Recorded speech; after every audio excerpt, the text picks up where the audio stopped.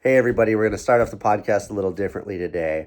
We're showcasing the trailer for El Toro Lento, which is our guest this week's short film. So enjoy. Here it goes.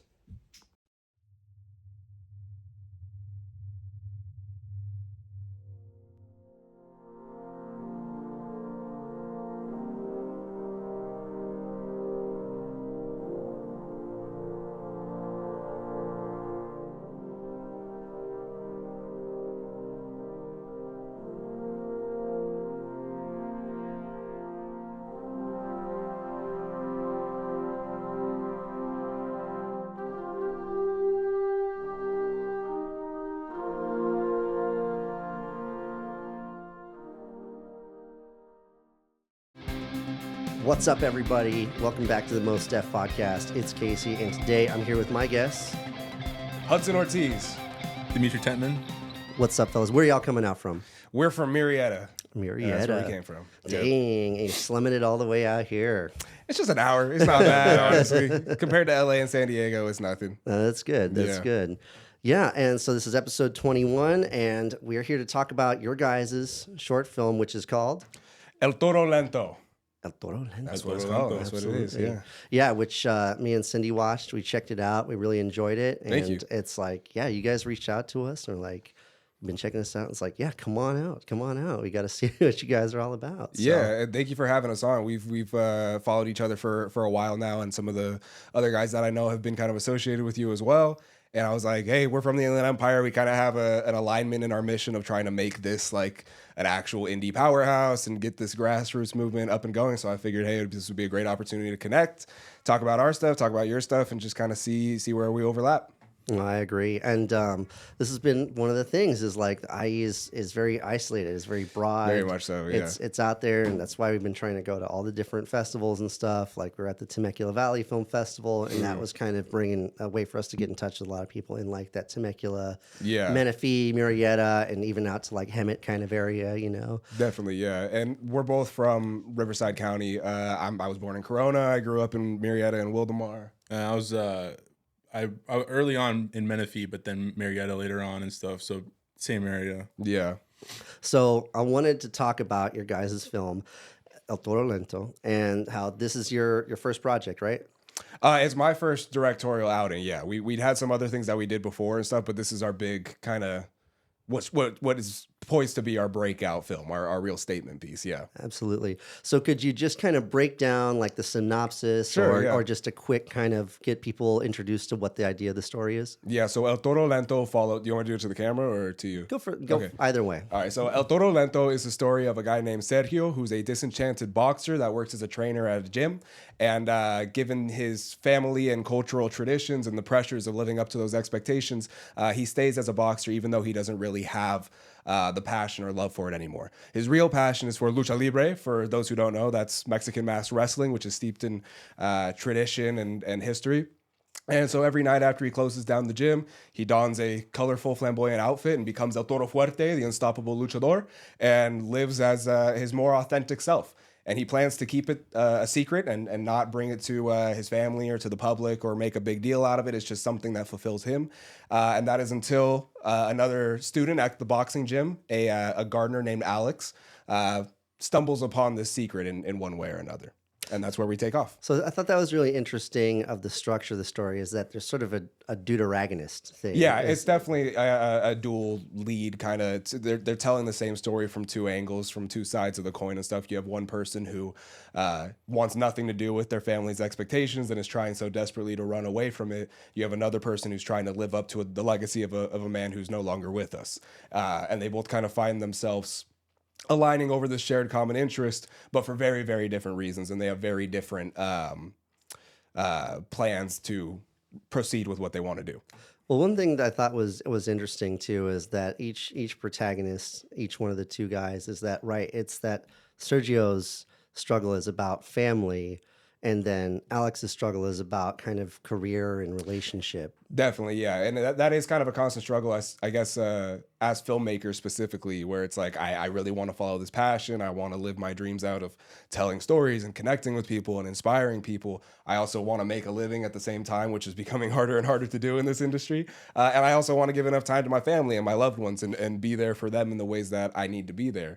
So just being pulled in those different directions was a massive motivator behind the story itself. Yeah. So one thing I wanted to get right into, because this is what I thought was the strength of the film, or what really grabbed me, was the cinematography and the choreography. Okay. I think I'm really excited to talk about for this, me, yeah. those were really the strongest points. Yeah. That's what really grabbed me and kept me going through the film Yeah. too. So like, first of all, it was like the boxing choreography, right? Okay. And I thought that was very strong. And you were filming at a boxing gym too, Yes. right? Can you tell me about that, Jim? I totally can. So that is a Supreme Boxer in Lake Elsinore. I boxed there when I was in high school. And when I had this idea and came up for something, I was trying to write something too that we could actually afford to film and that was, practical. So I reached out to my old coach and I said, hey, this is what I'm doing, what I'm trying to tackle, and he ended up actually playing the referee in this as well during the boxing match. So he was all about it. We worked out a deal and stuff, and then we went and rehearsed there.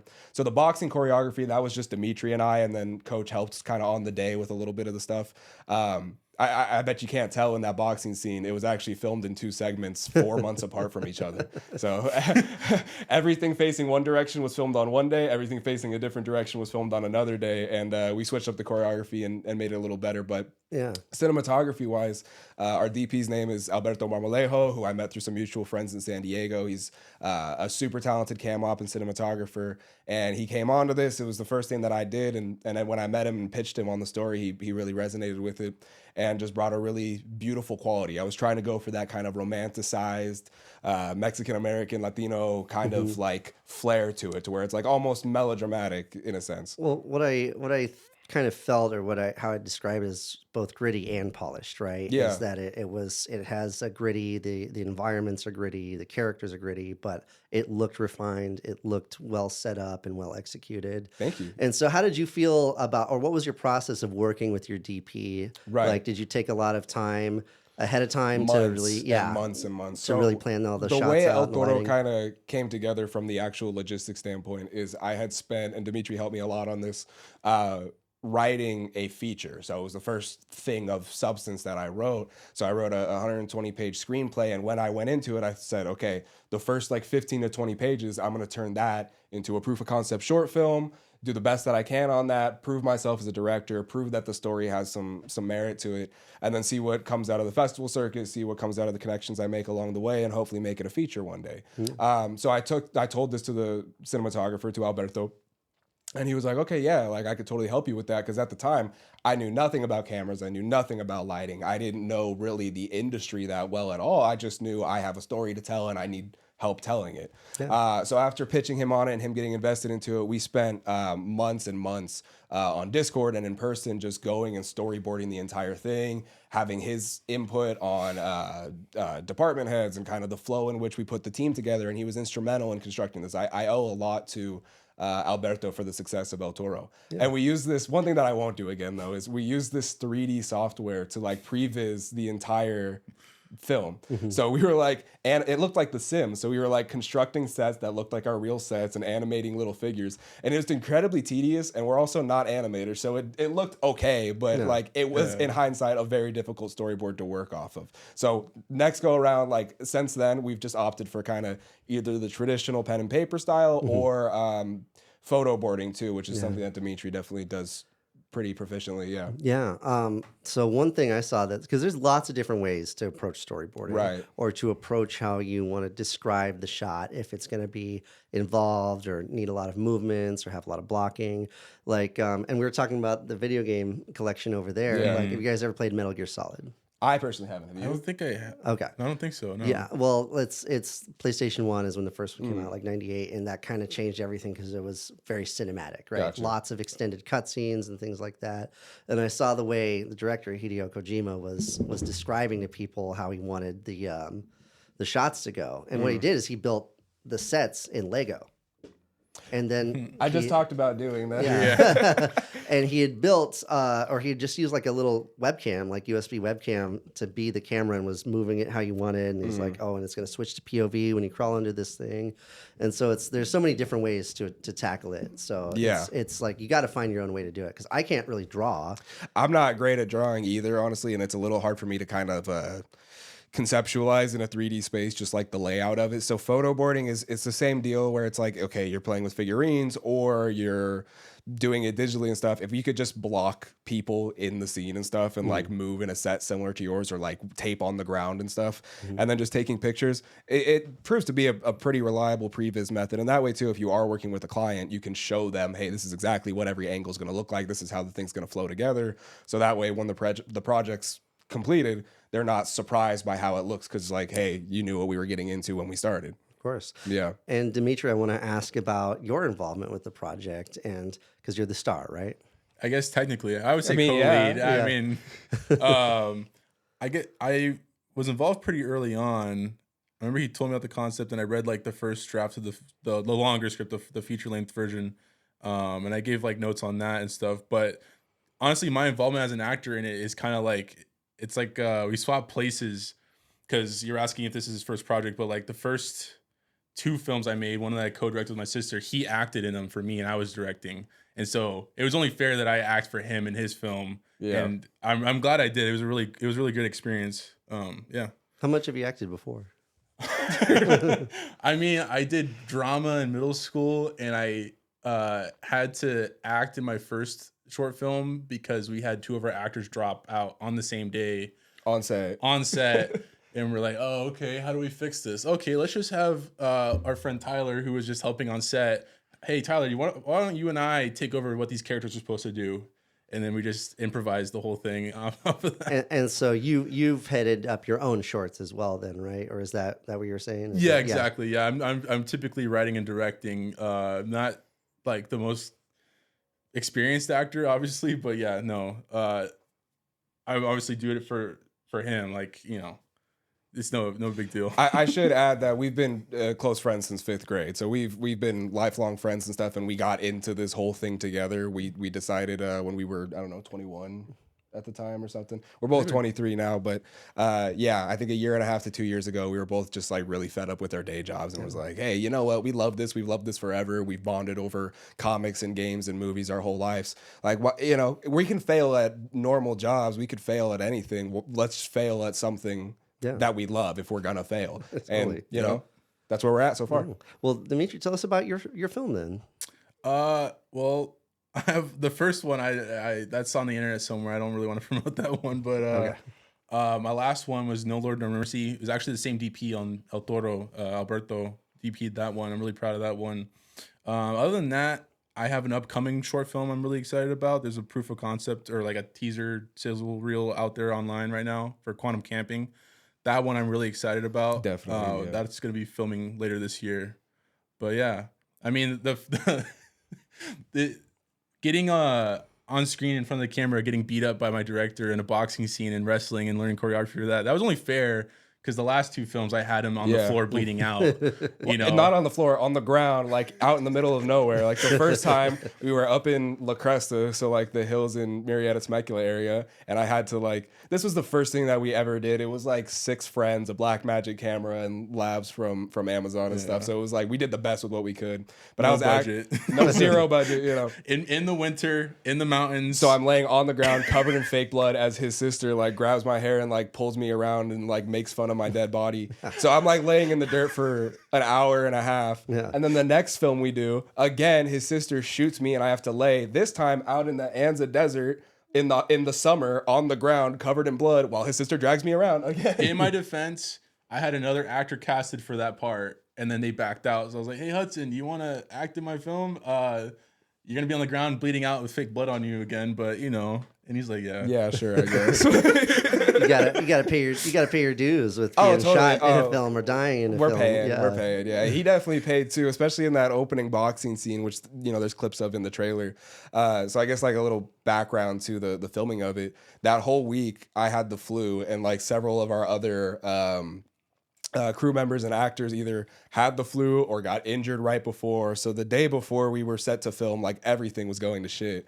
And we just kind of were like, we have worked way too hard to like call this off now. I'm going to show up with a sore throat. I'm going to show up with a headache, and we're going to do what we have to do.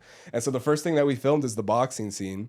And there's like 30 extras in the crowd, people that we met off TikTok and Instagram and stuff that were gracious enough to come out and be part of this.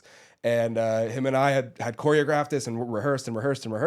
And after the first time of throwing the punches, my AD, Sebastian, he says, oh, you guys could tell you're pulling your punches. You could tell you're not hitting each other. So we have headgear on and gloves and mouthpieces, and we're like, well, I guess we got to do what we got to do. Yep. So he damn near knocked my ass out. Like, he hit me so hard, I lost hearing in my right ear and found myself looking up at the stage lights. I'm just like, what is going on? So that was a really intense first scene to shoot as a director and actor. Yeah, getting your action in, you know, but it's good because that kind of throws you the fire, and that makes you really got to go for it. And it also lets me know, like, if I'm ever going to ask an actor to do that, I have to have done it myself. If I'm going to expect you to get yourself throttled, I need to know what that feels like. Yeah. Because I was going to ask if there were some close calls or if there were some wild shots that got through.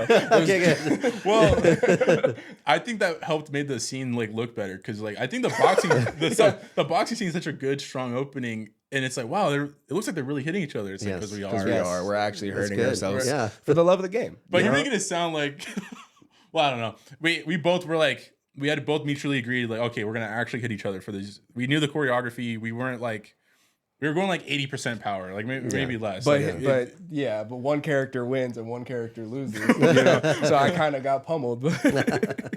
Well, it's Stallone in all the Rocky movies. He always makes every actor take a real shot from a boxer in every one of them. That's what you got to do. Yeah, well, there's like a shot of BTS thing of Michael B. Jordan like getting KO'd, you know? Yeah, exactly. He was like, he really got to go through it, you know? It's just how much do you love this? How much do you want the film to be good, you know? Well, I guess it worked out for Michael B. Jordan because he got to direct Creed 3, so, you know. Which was fantastic. Yeah. Huge really inspiration for us, For a directorial debut, Creed 3 is like insane, right? Yeah, absolutely. No, it's very true. So, and this is like the thing about independent filmmaking, and especially if we're in like the region we're in, is that you have to work backwards. You have to start backwards. Like, what do we have? What can we work with? Like, well, I've got a boxing gym, you know? Yeah. Well, I've got access to this, that, and the other. Friend's apartment, friend's garage and stuff. Like a couple people that are interested in acting. And chiropractor's office. Chiropractor's office, yeah. That's my chiropractor. Shout out to Cal Oaks Chiropractor. There you go. They gave us that and stuff to serve as our doctor's office says. Well, after taking some shots, you probably want to see the chiropractor too. Like, my neck, I think I pinched a nerve. Right. Great marketing for him. Yeah. Here you go. Yeah. Well, it also is that's one of the things about being in the area we're at is that local businesses do want to open their doors to you. Totally. Or it's like, you know, I've had this expression a lot of times, like we may as well be in Kansas or Iowa or something, because it's like, oh, a movie? You guys are making a movie out here? We had that reaction when we went to Idlewild. So Dimitri's project, Quantum Camping, which I'm producing on, we're intending to film that in the Idlewild Nature Center. Nature Center, yeah. And we were talking to a bunch of local businesses up there. It's the friendliest town ever, by the way. I love the people of Idlewild. And we were telling them like what we were doing up there, and people were getting really excited. So that's something I'm super looking forward to. You know, it's super beautiful up there. And I like, not that I was worried, but sometimes when you have like secluded towns, they can kind of like not like people coming in there, you know, because they like the way of living. But they were like super friendly. Everyone's super nice up there, like super interested in what they're going. They have a mayor. Their mayor's a dog. It's a dog because they're an unincorporated territory. So like they were like, oh, the mayor's here, and we're like, oh, okay, cool. We'll introduce ourselves, and it's a golden retriever. It's like I love it up here. Yeah, Idlewild rocks. It's yeah, well, Idlewild's a cool one too because there's like music studios up there, and there's like a big artist community thing up there. You know what I mean? So I'm sure that was an easier sell than going somewhere in the mountains of like Tennessee or something like that. Yeah, that probably would have been a little bit of a challenge. Who knows, right? Like, rural Appalachia. Yeah, you never know. You never know till you get there. But yeah, it's like Idlewild's a good bet. You know Definitely, what I mean? And I'm sure Big Bear is a good one too. Or there's a lot of people who film out in Big Bear too. Out here. We haven't tackled that yet and stuff, but I'm sure some point. We'd like to film everywhere in the IE if possible. Recently, I've been going to Joshua Tree and 29 Palms a lot just to go vacation with my girlfriend, and I love the scenery out there, and the people are really cool. It's a cool little artistic community out in Joshua Tree, so I'm dying to do something out there. Yeah. Yeah. I actually, me and Cindy and our friend Kennedy and Eric, who works with us on the podcast too, we did like a day shoot in Joshua Tree because we got loaned a red camera package. Oh, nice. And we had they let us like keep it for like an extra weekend, and we're like, okay, so let's do something. So I wrote like a 2-3 page script, and it's like, I just want to shoot in Joshua Tree at golden hour with a nice camera. Yeah. So we just took, a good 3 hours or so and just chased the sun and just shot something while we could. And it's like, just let the scenery do all the work, That's the beauty of it. Yeah, I hear you. Yeah. So, okay. So this is a proof of concept short. Right. And because that's what I was thinking when I watched this. When it ended, I was like, oh, that seems like chapter 1 of something Pretty much bigger. yeah. Yeah. So like you've already written the full feature script, Yeah. and you said it's going to be like about 120 pages. Yeah, I am going to take another stab at it and just kind of revise a little bit. I've definitely grown as a writer since then, and I am still proud of it as it is, but I know there's some improvements that I can make. So I'm probably going to shrink it down to 100 pages, but it's still the same premise. Yeah. Well, I think too, it's an interesting idea to try to tackle filming a feature in episodes or chapters, right? Like, let me try to film it 15 minutes at a time, 16 minutes at a time. Oh, yeah, I know what you mean. Well, to be honestly, if we get greenlit for a feature, we're going to redo the short film. Yeah. And we're just going to try and film it at one time. I do know people that do that film a movie in like 15-minute installments and stuff, and it's like a pseudo anthology kind of structure to it. But the plan is we'll be doing like, a little bit of recasting here and stuff, because a lot of people that were involved in the project were not actors. They're just friends and family and stuff. We'll be keeping some of the core cast and most of the same crew as well. Our goal is to do it in the Inland Empire would be fantastic and stuff with our friends and family that did participate and all our colleagues that we've brought onto it throughout the process. But yeah. Well, and not to disparage anybody in the cast or anything like that, but it's like I could tell who the actors were. You know what I mean? I was like, okay, this is the family members, and these are probably some people you knew. Yeah. And then I was like, oh, hey, Juan is here. Juan Yeah, Diego's Juan. okay, I know he can pull this off. Yeah, Juan was fantastic. He came on like the week of because we had people drop out, and I was like, he auditioned for Alex for the Gardner, our co-lead. And he was really close and he was fantastic. And I was like, oh man, like for a different role, I really want to work with you. Yeah. And then it just so happened that we had some openings and I called him and he jumped on like last minute. So thank you, Juan. I appreciate you. Yeah, Juan's been involved. Like he shot one of his most recent shorts here in our house too. Oh, no way. Okay, cool. He's just finishing editing that and he let me act as like a detective in that. So nice. That's cool. Yeah, but Juan's been, he hustles and he acts in a lot of stuff. He's dope. He actually has 2 credits in the film. I don't know if you saw that. He has he's credited obviously as my cousin, but also as one of the Shadow Luchas. So one of our wrestlers and stuff, because I'll talk about the wrestling a little bit. Our coordinator, his name is Damon Divine Michael, and he is an actual wrestler who was in the WWF, and he did some huge overseas stuff. And I put out a backstage casting like, hey, looking for a wrestling coordinator, because I love wrestling. I've watched it a lot and stuff, but I'm not going to instruct people on how to do that. So I reached out to him. He came aboard the project, and then he brought 2 of his guys from the promotion he's in called OCCW, Orange County Championship Wrestling. And then we rehearsed with them, did a training day with him so he could get comfortable throwing people around in the ring. And then the week of our shoot, one of our poor wrestlers blew his knee out at a match. And I heard about that and I was like, okay, you think you're going to be okay? And he's like, yeah, I'll be good in a week. And then 2 days later, he's like, hey, I'm not going to be good, man.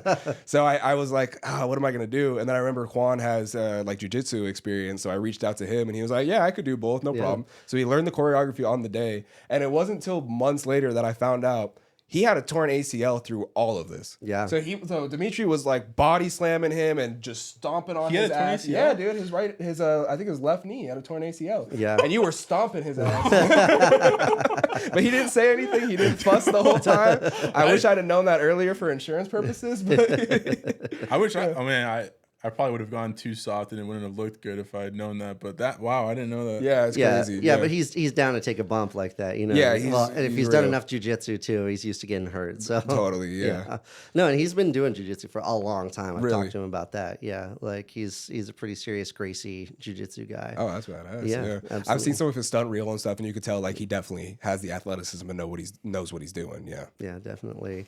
No, and it's funny about how actually it seems like, I don't know if it's just right now or if it's a continual thing or a staple with independent stuff, but I mean, it seems to be a lot of boxing and a lot of wrestling movies. I've going noticed on that right too. too. I didn't notice a lot of that when I was writing it or when I was coming up with it, but now that it's ready to release, I'm like, oh, Mexican boxing movie, Lucha Libre movie. I'm like, okay, shit, all right, but you know, the more attention that comes to Lucha Libre, the more attention that comes to independent film just in general, the more attention that comes to Latino filmmakers, I'm always going to be for it. I'm always going to support that and stuff because I think that here, at least in the Inland Empire, but just I guess amongst Latino filmmakers, Black and brown filmmakers in general, you know, we have the opportunity to band together, form a community, exchange services with one another, exchange expertise, exchange gear, and just kind of avoid the entire studio system. We have what it takes to do this on our own and tell stories that we care about, represent ourselves, speak for ourselves instead of be spoken for.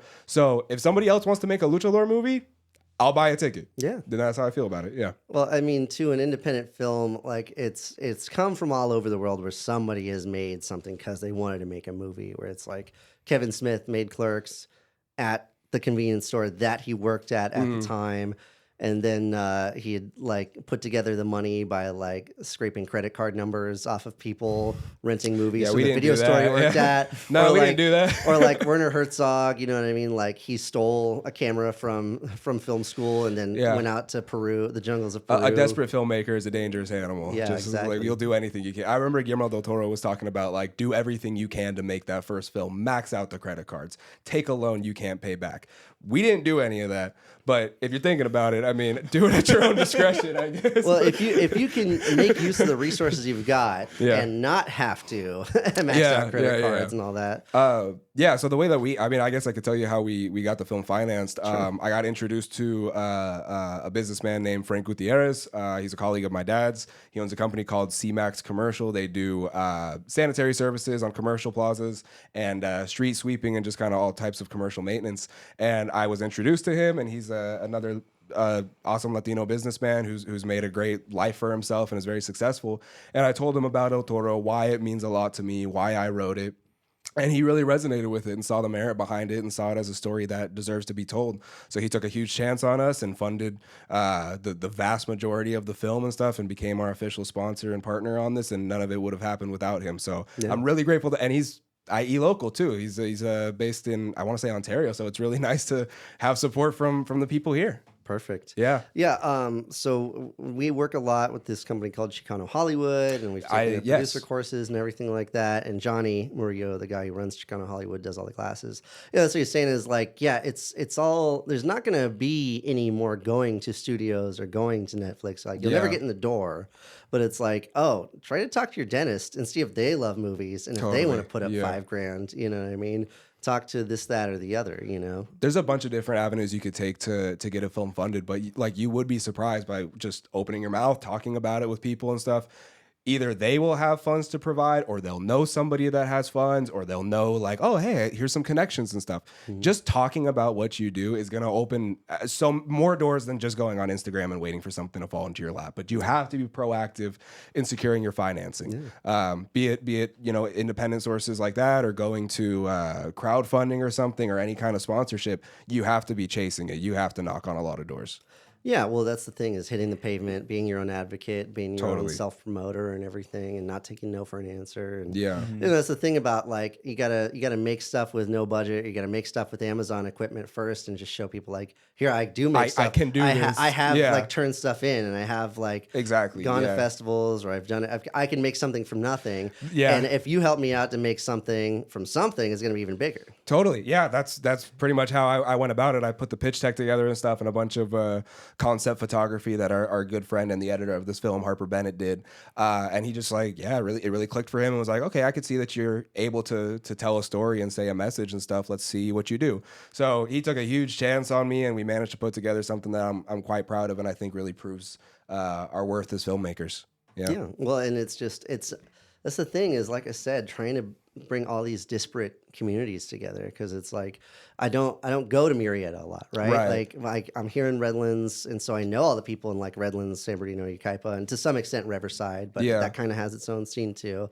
But it's like part of what we want to do with the nonprofit is like, look, like, hey, there's people doing this in Menifee, Murrieta, Temecula. Right. So a lot of people doing it in Hemet too. Totally, you know? And we're really eager to work with a lot of these people, like here locally and stuff, and develop the community here. That's why I just love what you're doing. I'm so glad that you had us on the podcast. I'm really excited for the mixer too, to meet other filmmakers, make connections, see where we can help, we can provide gear, what kind of producing services we can offer, and just kind of band together to make something really incredible. Yeah, well, too, it's like I see enough people like putting up on their story or their note thing on it says like, God, I need an AD right now. I need someone right now. I was like, well, look, if we're able to kind of bring people together, and you already know 5 different ADs to pick from, well, nobody wants to AD. I AD. I actually quite like being a first. Yeah. I do. I first AD, first and second AC as well. So, one thing that I quickly learned, but, one thing that I'm really happy about is the experience that I got from El Toro. It was kind of like my own personal boot camp of like, hey, here's a year, get up to speed as a filmmaker. But it opened my eyes to other avenues outside of just being a writer director, because like obviously the dream is to write and direct my own features and shows and whatnot, but being realistic, I know that that's not just gonna come in abundance. That can't be my only thing. I have to pay bills. I have to build a living for myself at the same time. So exploring jobs as an AD, doing producing stuff for music videos and commercials, and then recently I've just really taken a liking to camera department and being a first AC. So if anybody needs a first or second, let me know. And that's the thing, is you got to learn to wear every hat. Totally. At some point or another. It's like, I met some people who it's like, oh, I can direct. Yeah. It's like, okay. And what else? Oh, like, yeah. Well, everybody wants. Everybody thinks that. Yes. There's certain like more complicated technical things that like, no, you can't just have your buddy like pull focus and stuff. You need someone that knows what they're doing to actually handle equipment properly, and that also knows the lingo, knows the flow of a set, knows the etiquette and stuff, because that's a really important thing. When you bring somebody that is not suited for a position onto set, it affects everybody. It's not just that department suffers. Everybody's going to suffer because of it. So I really do implore any filmmaker to, if you're going to be a writer and director, great, but like, you might not do those positions, but at least become familiar with them. Learn what an AD does. Learn what an AC does. Learn what a grip, a gaffer, all those things, because it's going to benefit you as a producer and a director as well. So that brings up my next question, is that it seems to me you guys didn't come out of like film school, right? Like, and not like community college, not 4-year program. Like, no, I went to trade school for HVAC. Yeah. Totally. And so, but it was that you had to do it. You had no choice but to make film, right? And so, because a lot of people seem to have it backwards, where it's like, oh, I need to go to film school and learn to make movies. And I don't have anything against film school. Like, my wife went to film school at Valley College, great experience. But the real value of it was meeting other people who wanted to do it too. Yeah, exactly. And I think for a lot of people, that is the most accessible path. And I think I've talked about this in length before. Being from the Inland Empire, living in the Inland Empire, an inlet to the industry does not present itself. You're not going to stumble upon opportunities. You're not just going to get like discovered or just walk onto a set. You might not have that experience in LA or San Diego either, but you're definitely going to have a harder time finding that here in the IE. So it takes a lot of initiative, and it takes like just getting on YouTube, reading from other people and stuff, learning that experience, asking, hey, I'd be happy to come on for free to your set. Oh, I'd be happy to do this. Get your iPhone and get a filmmaking kit. Get stuff off Amazon like you described, and just start making stuff to just start understanding it. But yeah, no, we didn't go to film school. I think that it is great for a lot of people. I know people that did go to film school. Dimitri's sister went to film school. Yeah, my sister just graduated from film school. So like, nothing against film school. Not at all. It's not. People treat it as like a prerequisite. Right. Well, it's another way to skin a cat. You know what I mean? Or it's another way to get access to better, higher level equipment and stuff like that. Of course, yeah. Not everyone can afford rentals and stuff, because like we know the astronomical cost of production. For us, it was kind of we're so unhappy with our current kind of situations, where it's like, I was an HVAC technician for 2 years, and it really wears you down. It working in the trades, which, you know, most of my family members have done and stuff. It's kind of very center focus in El Toro as well, just kind of, especially in the Latino and Mexican American communities, particularly here in California, we kind of make a habit out of working ourselves to death and like work the long hours, take the low pay, work in the burning heat and break your back and stuff, but at least you're providing for your family. And while that is great and that is true, you know, I would like us to demand better for ourselves and stuff. If we're going to be working so hard, I'd like to work for ourselves as well. So in the film context, this was just something that I cared so much about and have always wanted to do. And Demitri shares that same sentiment. It's always been an interest of ours. And I did drama in high school and stuff. I did mock trial. So I always kind of had a knack for performance and story. But it was like, I can't spend another day doing something I'm so unhappy with, because I was 22 at the time. I know I'm going to blink and be, you know, at the end of my days with a mortgage and family and all these expenses and stuff, and it'll be too late to chase your dreams. You might as well nothing try. coming to you either. Like there's no 401k with being a gardener. You know what I mean? Yeah. In certain instances, which is, and of course, there's nothing against like any of that. But no, it's of course not. I think we need more respect for those people. When if you're anything. self-employed, right? It's that you don't have anything coming back to you, basically. Like 1099 employment is like, yeah, you're gonna keep paying. You got to pay for yourself, and you got to pay for every aspect of it. Whereas, Right, like, exactly. You know, sometimes working for a company or corporate job might suck, but then they give you all these benefits and stuff. You know, Exactly, and stuff, and that's great, and it does work out. But it also kind of comes this trap of like, okay, you can't quit your job because who's going to pay your rent? Who's going to pay your car insurance? Yeah. You know, what are you going to do about your health insurance? That's tied to your job. So I was realizing, okay, I'm young. I still am like, I am blessed and privileged enough to have two parents that love me and really support me and know that I am capable of doing whatever when I apply myself to it and stuff. So they've been gracious enough to support me through this career and stuff. And I'm still living at home and stuff to chase this dream, because I feel like we're on the verge of breaking through and making this kind of a fully sustainable operation that we're running. Yeah. But yeah, like without their support and letting me step back from my day job and really pursue this and stuff, I couldn't do anything. Yeah. Well, look, I mean, even Elvis, like he drove a flatbed truck and was being an electrician's apprentice. Yeah. And then on his lunch break one day, he went into Sun Records. It was like, I wanted to cut a record for my mom. Yeah. And then the people there were like, oh shit, this guy's really good, you know. And then it was off to the races from there, you know. Yeah. So it's one of those things, like taking a swing, taking a gamble on yourself is very important. Kind of like that Guillermo del Toro thing. Totally. Yeah. Definitely. So I wanted to ask too, I was curious about, you were saying that you had to film, you know, like 4 months apart for fighting scene. Like how long was the whole production of Toro Lento? The whole thing from start, like I guess if we're talking about like from the start of writing it to the end, it's been like a year and a half. Actually in production, we're coming up on it's done now, but we would be coming up on a year. We filmed it on March 22nd and 23rd. That was our initial shooting. And first time, like I was producing, directing, writing, and acting and stuff, so it was a little hard to keep track of everything, and we had some hiccups on set that really set us back time-wise. We knew going into it, I budgeted appropriately, which is something like, thank God, that in case we didn't get everything in our first 2 days, we have a reserve fund that like we can tap without detriment to the film if we need to do an additional day of shooting, which we ended up needing to do. What had happened was, the first thing that we shot was that opening boxing scene where there's a bunch of extras in the crowd, right? So everything facing the extras, we filmed that first day. But it took quite a while to get through the boxing stuff. It took a little bit for us to acclimate to actually beating each other's asses in the ring. You know, so I was like, okay, take again. And then you got to stop, shake the stars out of your eyes and get back to it. So that took a while, and then also our catering truck was like making all the food to order, even though we expected it to be there. That was a whole thing. And stuff. So like my co-producer Caitlin Donovan, who again was instrumental in making this and stuff, she runs up to me on set and was like, "Hey, they're making the food to order." I'm like, "What do you mean they're making the food to order?" So what was supposed to be an hour lunch break and stuff turned into 2.5 hours. So just nuked our second half of the day. Yeah. Food was great, but you know it took forever to get there. No, and I've worked as a caterer too on different sets as catering craft services too, and it's like I knew like, no, you got to make something that's in a batch so you can start slapping. Which I thought it was. You know it was tacos and stuff. I thought it was going to be ready, and they're like, "Oh no, we're cooking everything right now." And I was like, "Why would you do that?" Yeah, but so we filmed the first day, everything in the gym. The second day, we filmed at my house and at a friend's apartment and at the chiropractor's office. And that day went off without a hitch. It was a little tight on time, but we actually got everything we were intending on filming that day. And then when we hopped in the editing room, we made some decisions about the boxing scene where it's like, okay, our initial choreography and cinematic approach to that was a little weak, and it's a little odd that like we were only filming in one direction the entire time because we didn't have time to flip the world.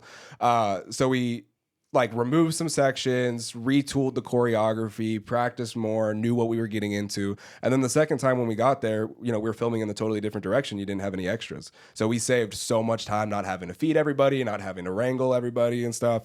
So the second go around was a lot smoother. Also, I'd just kind of grown in confidence and competence as a producer and director. And yeah, the reshoots were a lot of fun. So I would say also another thing that really helped, I don't think you mentioned, like the first day, for the boxing, or actually for everything, we were doing the storyboards with like the 3D software. But the second time around, after editing the whole thing, we took out the things we didn't like and then went to another boxing gym and like recorded with an iPhone new shots to put in. Yeah, I was like my girlfriend on an iPhone gimbal, like recording it and stuff. Like, oh wait, what if we put the camera this way when we do this hit, and then we could just we film as much as we want with the iPhone, and then on the day of, anytime we were going to film more for the boxing scenes, we just pull up the iPhone reference footage, and it was just like, okay, we need to do that, but with the Sony now. Exactly. And it made it much, much better. Yeah. Sometimes too, when talking to DPs, is like they operate visually, and you can't really just write it down on paper, or you can't describe it in words. Totally, you know what I mean? So I was like, let me just show you what I want. Or that's why like stuff like Shot Deck is really valuable too. Oh, we're big Shot Deck users. Shot Deck. Yeah. He's addicted to Shot Deck. Well, too, it's also fun to just look at stills from films. Be like, oh, I didn't realize that while I was in motion, or I didn't understand the lighting they were using and all that kind of stuff. Yeah. Yeah. But there's so many tools, or it's so different. But one thing you brought up earlier that I didn't get to comment on is like how. And me and Cindy talk about this a lot too, how surprisingly blue collar that film production is. Oh, it's the trades. Yeah. I mean, if you're not acting, well, even then it's kind of like a blue collar work ethic and stuff, which I think we have in abundance here in the Inland Empire, which is like, I love working with people from here and stuff. We work with a lot of people from San Diego County as well. And just that kind of like grit, get it done attitude and stuff is always appreciated on set. Yeah. And also it's physically very challenging as well. Yeah. Well, too, and if you start to meet technical people from Hollywood sets, they're all very salty. They're all very just like whatever. Like, I guess I'm ready for my smoke break. You know what I mean? It's they're all have that attitude of like a welder who's been at it. Union welder. They're journeymen kind of. Yeah, they've been doing it for so long, or they're union and stuff. So it's like, I've encountered a little bit of that. Most like seasoned folks that I've had the pleasure of working with have been incredible, have been just dumping knowledge onto me and stuff. And I've been, just kind of touching back on one thing from earlier about like learning the industry with no proper schooling, is my mentor. His name's Brian H. Carroll. He's an HBO producer and stuff. He works in post-production on some really impressive stuff. And he learned about the project and stuff. I got connected with him, and he's imparted so much invaluable wisdom onto me and just knowledge of like how this industry works, even things that you wouldn't think about, like especially when you're producing another project and stuff and you're working with a director and a DP and stuff. Most of your job is just managing the relationships between these people, learning how their communication styles overlap, and just being able to learn that through him as well as the technical stuff has been essential to our success so far. Well, and that's an interesting thing about directing too, is that directing is delegating. You can't do everything yourself. And that's part of leadership, is understanding how to offload things that you need to do onto other people, and picking the right guy for the job, totally, man or woman, and how to communicate to them, right? How to speak their language, right? That's why it's important to wear every hat, too, exactly. It's important to, maybe not work that position as like a full-time thing and stuff, but learn everything on set so when you ask to move this light, know what that actually takes and stuff, so you could be a little bit more empathetic and kind of patient with your crew members. Totally, yeah. Definitely. So You're looking funding right now, right? Are you looking for getting the next the feature? That's the next step of this. Yes. Yes. Yeah. Well, I'm glad that you're thinking of this of like, I'm not trying to just play in the world of shorts for too long, right? Like, I know you've done some other things, but it's like, I'm ready to go. I'm ready to take the big swing and to go for features. I am definitely ready to do the feature for El Toro Lento. I mean, that's my most ready to make screenplay or project on the table right now, and the dream is to make that an independent feature that people can love and enjoy. But I definitely do still spend my time on short films. I definitely do love that as a medium. I think it's a kind of a undervalued facet of it, where a lot of people see short films as just like your portfolio piece, your statement piece, your prove it kind of segment of your career, where you just demonstrate your abilities as a filmmaker and then get on to the next stuff. And that's kind of saddening to me, because there are amazing short films on there that can exist as their own thing. They don't need to be the precursor to a feature. They don't need to say anything except what you want to say in 10 to 45 minutes. So I still definitely do want to do short films. I'm producing Quantum Camping with Demitri, which is something that we're actively searching and acquiring funds for right now. That is a standalone project. It doesn't expand into a feature. And I think as it stands, as a 15-minute short, it's a beautiful thing. It's an incredible thing. And I think there's a way to, at least on the independent level, to better monetize and make a living off of short films. I think there's a certain niche or a certain direction that we could be going in the production of short films that would actually make this a viable commercial product as well as an artistic piece. Well, this is a question I have. This is like a generational question. Sure. Because you guys are pretty much smack dab in Gen Z, right? Right. And, it's kind of a thing where people think, oh, Gen Z don't have the attention span to watch movies, or that there's fewer movie fans. There's like an article of like, oh, film students nowadays can't even watch films in film school, But I mean, we work with a lot of Gen Z people, you know what I mean? And they all love working in film. They all love film and all that kind of stuff. Totally. But do you feel like a little bit of an outlier or outsider generationally? Yeah, I get that a lot. I mean, I'll get brought onto a production and stuff, and they'll be like, oh, this is a producer, and we're talking stuff. Oh, how old are you? Oh, I'm 23. Oh, what? So yeah, I get that a lot and stuff, and especially having been in this for bordering on 2 years, it's I think the way we carry ourselves and the attitude we take towards it is that of somebody a little bit older than ours. So I guess I kind of do feel like an outlier, but I also feel like there's a lot of younger people in our generation that are just very eager to succeed, very passionate about what we have going on. Demitri, well, and I didn't mean like as an outlier to other people. Like within your own generation, do you deal with like other people your age and be like, oh, these people don't seem to really care about longer form entertainment, or they like more passive, multi-screen entertainment, kind of thing like that? No, I don't. A lot of people I know in my generation watch like a lot of anime. I'd say is like one of the dominant kind of media forms that most people ingest right now. I don't know if that's because of the pacing of it or just because of the ease of watch. I think I don't know how equipped we are to, or at least I am, to answer that generationally, because a lot of the people that I hang out with and associate with are in the film world or in the storytelling world. So it's like they're gonna love and appreciate long form art house stuff, or even just kind of extended stories in general. Well, look, generally speaking, I don't know. I mean, it's not that I don't think the attention span is there, because there can be people who watch streamers for 3-4 hours. Or watch, a shonen anime that has 1,000 episodes or something like that. My girlfriend's like 150 episodes in a Black Clover, and she did that in like 3 days. I was like, relax. Right. Yeah. I guess too is like attention works differently, but everybody's attention span is shorter now too. Like even my boomer dad, like he can't focus anymore because he's like a phone addict, worse than I am. You know what I mean?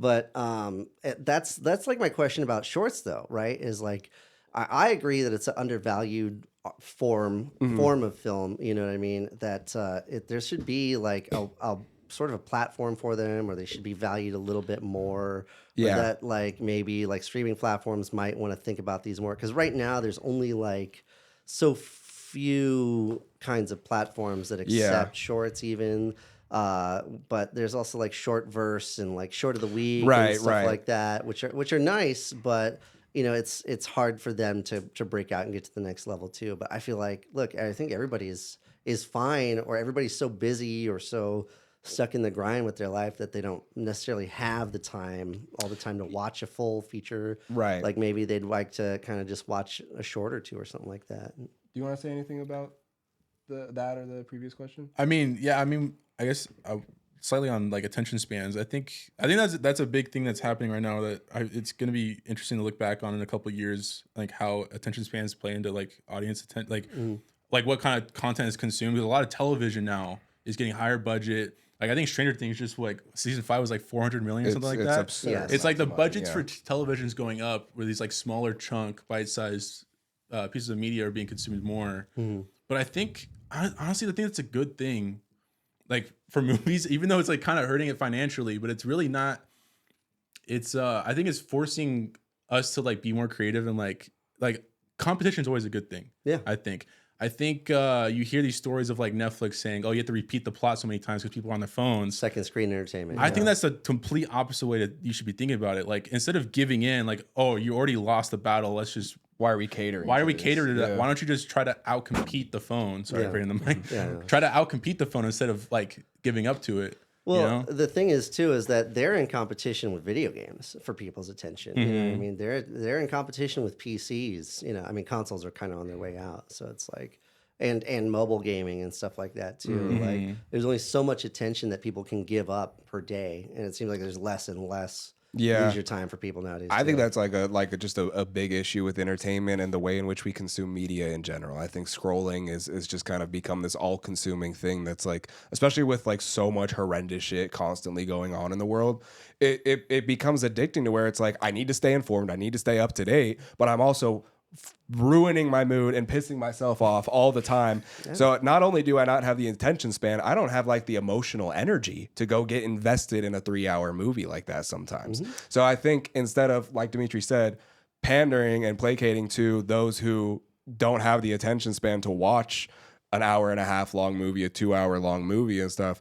we need to just make a collective effort to, like, for our own sake, not even just the sake of the industry, we need to tear ourselves away from some of these platforms and some of these screens, because we're all losing our shit because of it. It's one of these things. We were talking about this right before we started, but like even and it's very insidious how this works, right? It's all made to tap directly in the pleasure center of your brain. Exactly. It affects you the same way as like sugar and cocaine do, basically, or what the studies I've read were saying. And that it's like, and of course, like, we hear algorithm all the time now. Right. It's designed to keep rewarding you for scrolling and staying on more, picking up your phone more, all that kind of stuff. And the specific blue light that comes off of your phone screen also keeps you wired and keeps you energized throughout the day to keep scrolling. Totally. And that it also is like, it's also definitely made like cigarettes, like to get kids started on it as soon as possible. It's almost predatory. I think a lot of these streaming shows that are aimed towards younger audience, that are hyper stimulating, that just bombard your senses, to me, I think that's an ethical problem. I think you're now like conditioning these children to be primed for addiction, to be easily subdued and almost like submitting to this tech kind of tirade. Exactly. And stuff. And that hurts our industry tremendously, because like now with, no shame to people that do verticals or work on verticals and stuff, but it's like you're scrolling through an episode of television that's en masse written by AI and stuff, as we all know. And it's like, this is, I don't think, a great trend for our industry and stuff. I think you can make short form content like short films that still are good quality artistic pieces that have something creatively to say, that also don't cater to the shortening attention span. I think that's a good thing you bring up with the kids, like how it's such a young, like at such a young age, you're already introduced to technology. And like, I always hate when like older generations look back at younger generations. Like if I was to talk about like modern content for kids now, like you have those like, on the YouTube where it's like the fruit dancing on the screen, it's like bright colors.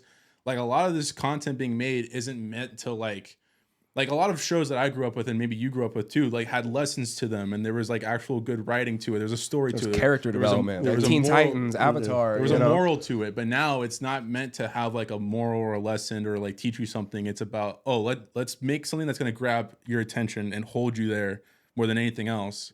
And I think that's, I don't know. It's really unethical. I really think it is and stuff. It's made for viewer retention, not viewer enrichment. And like, what are we doing if we're not trying to say something, Well, and that's why I'm switching my kids over right now to, I'm like, we got to throw away the iPad and all that. Cause like, I'll see them scroll and like on YouTube Kids, it's like, even though they can't watch anything too risque or too edgy or anything like that, but it's like I see them like tap half a second, no, bored, no, start scrobbling through the timeline. It might, rewatch like the same 5 seconds over and over and over, and it's like, okay, this is not good. Exactly. It might not develop bad thoughts, but it definitely is going to develop bad habits that are going to hinder your, you know, your kids through the rest of their lives. Yeah. Well, and I mean too, it's like, you know, I was definitely raised with plenty of like my kids, my parents threw a Game Boy at me when I was a kid, or probably DS, 3DS for you guys. Yeah, you know I remember. Yeah. Yeah, and it's like, right. So it's not like we didn't have tech or mobile tech to keep your nose buried in all the time when we were young.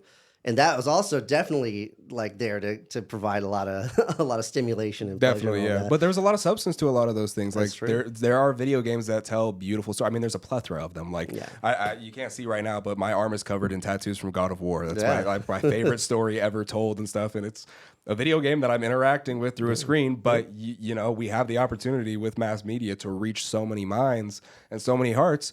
Let's not abuse that and just spread bullshit, you know? I think that's a great note to end the episode on, and that boom arm is giving out on you. This table's fucked, man. I'm sorry. It's okay. I was pretty rough on it last night when we recorded our last episode. Right so. on, Yeah. Like I said, we're getting a new one. But thank you guys for coming over. Everybody, this is Casey. This is Hudson. This is Demitri. We're all signing off. Thank you for watching the Most DEFF Podcast. We'll see y'all next time. Thank you. All right. All right.